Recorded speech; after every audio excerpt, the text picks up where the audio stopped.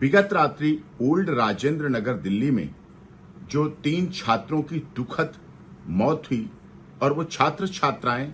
IAS का सपना लेकर आईएएस बनने वाले ही थे। ये उनकी अपनी परिवार की भावनाएं थीं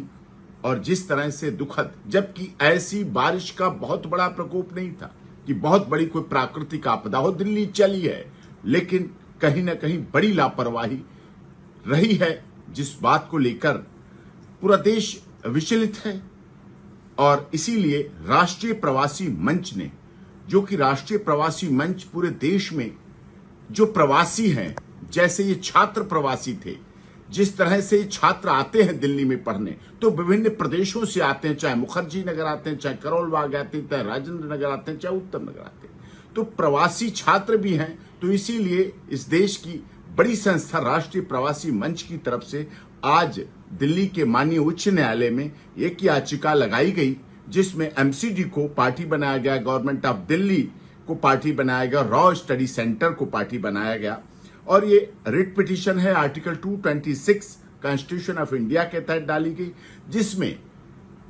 माननीय हाईकोर्ट को, क्योंकि ऐसी घटनाओं पर honourable high court, honourable supreme court जीवंत हैं, ज्वलंत हैं, जागृत हैं,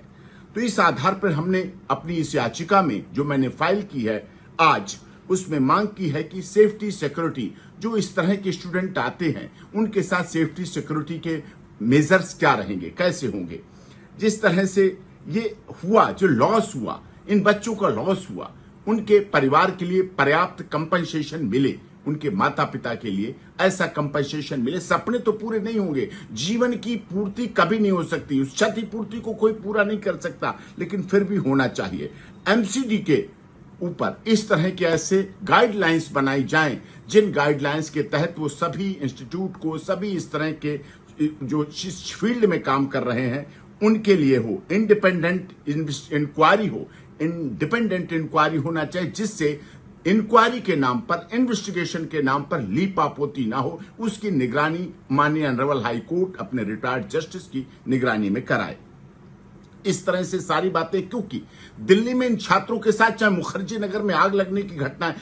दिल्ली सरकार को पता है ये बाहर से आए हैं, यहाँ के मतदाता नहीं है, इसलिए